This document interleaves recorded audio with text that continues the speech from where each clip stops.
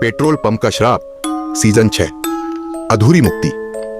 विजेंद्र सिंह की रहस्यमयी मौत के बाद सबको लगा कि अब सब कुछ खत्म हो गया है, लेकिन सुमित को अब भी लग रहा था कि कोई चीज अधूरी रह गई है, एक नई शुरुआत या नया अंत। कुछ हफ्तों बाद गांव के एक आदमी रामू ने बताया कि उसने आधी रात को पेट्रोल पंप के पास एक आदमी को देखा था। वह अकेला खड़ा था और उसके चेहरे पर अजीब सी मुस्कान थी। जब रामू ने पास जाकर देखा तो वह आदमी धीरे धीरे धुआं बनकर गायब हो गया। रामू ने पुलिस को बताया, लेकिन जब पुलिस वहां पहुंची तो उन्हें कुछ भी नहीं मिला। जब यह खबर सुमित और करण तक पहुंची तो वे दोबारा उस जगह जाने का फैसला करने लगे। रात 12:30 पर पेट्रोल पंप पर वापसी। सुमित और करण दोबारा उसी खौफनाक जगह पर पहुंचे। इस बार उनके साथ एक नया मेंबर भी था, रिया, जो एक घोस्ट हंटर थी। जैसे ही वे पेट्रोल पंप पहुंचे, हवा बहुत तेज हो गई।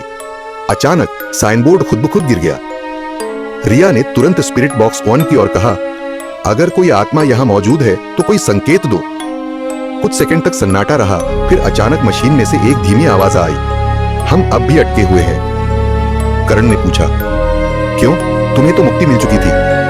आवाज और तेज हो गई, नहीं, कोई अब भी जिंदा है जिसे मरना चाहिए। पेट्रोल पंप का श्राप सीजन 7 आखिरी बलि।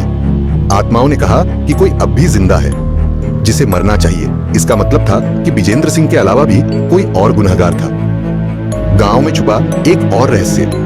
गांव में जाकर सुमित और करण ने दोबारा महेश चाचा से पूछा, क्या इस हादसे में कोई और शामिल था? महेश चाचा ने डरते हुए कहा, विजेंद्र अकेला नहीं था, उसका एक साथी भी था, हरिनाथ, लेकिन वह हादसे के बाद कहीं गायब हो गया था। सुमित ने तुरंत हरिनाथ का पता लगाने की कोशिश की। पता चला कि वह अब शहर में रहता था और एक बड़ा बिजनेसमैन बन चुका था। रात 2 बजे हरिनाथ की वापसी। सुमित और करण ने हरिनाथ को किसी तरह समझाकर गांव बुलाया। जैसे ही वह पेट्रोल पंप पहुंचा, चारों ओर अंधेरा छा गया। तभी स्पिरिट बॉक्स से भयानक आवाज आई, अब तुम्हारी बारी है।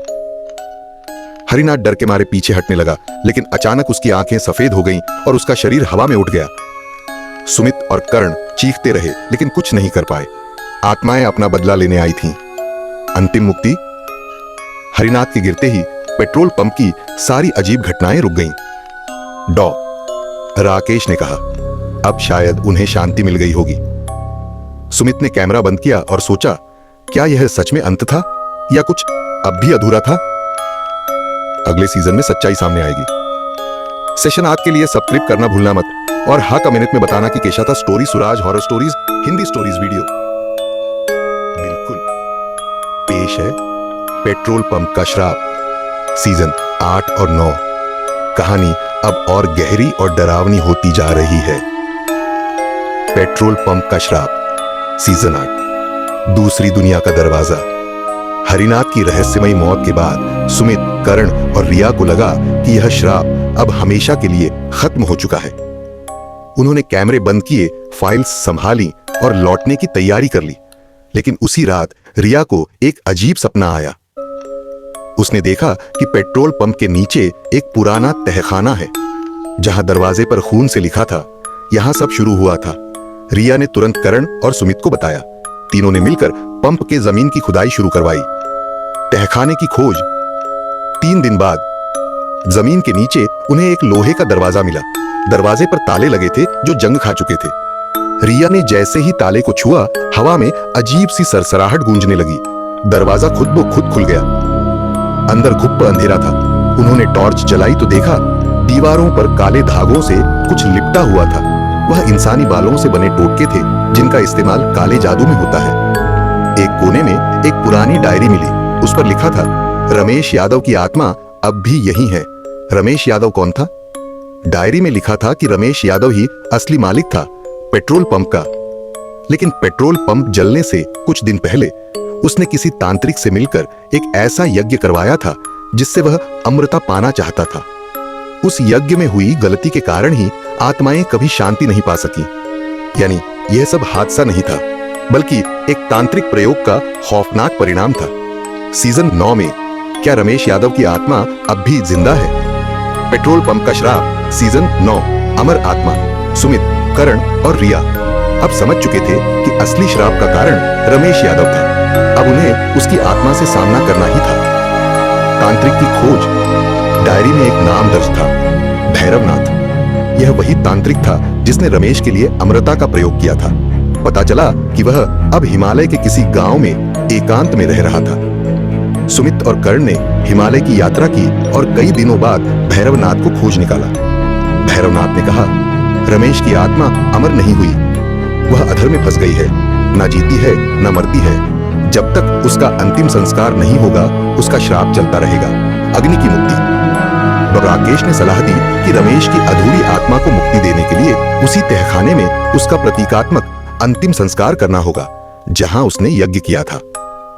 वे वापस पेट्रोल पंप पहुंचे। जैसे ही उन्होंने आग जलाकर मंत्र पढ़ना शुरू किया, तहखाने की दीवारों से खून टपकने लगा।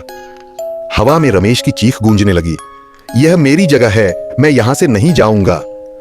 टॉर्च की रोशनी में उन्होंने देखा एक जलता हुआ शरीर धीरे धीरे दीवारों से निकल रहा था। चेहरा पूरा काला, आंखें लाल और शरीर राख से ढका हुआ। राकेश ने गंगाजल फेंका और मंत्रों के बीच आग ने विकराल रूप ले लिया। रमेश की आत्मा जोर से चिल्लाई और फिर आग की लपटों में समा गई। अचानक तहखाने की दीवारें हिलने लगी और दरवाजा अपने आप बंद हो गया। शांति। उसी पल सब कुछ शांत हो गया। हवा रुक गई, आवाजें थम गईं। सुमित ने गहरी सांस लेते हुए कहा, अब शायद ये कहानी सच में खत्म हो गई। लेकिन बाहर निकलते वक्त रिया ने दीवार पर कुछ लिखा हुआ देखा, जो अग्नि में जला वो राख में बस गया है, राख फिर उड़ेगी। क्या सीजन 10 में राख से कोई और डर पैदा होगा? अगर आप चाहें तो मैं सीजन 10 और 11 भी बना दूं, जहां कहानी बिल्कुल नई दिशा में मोड़ेगी। बताइए, तैयार हैं अगले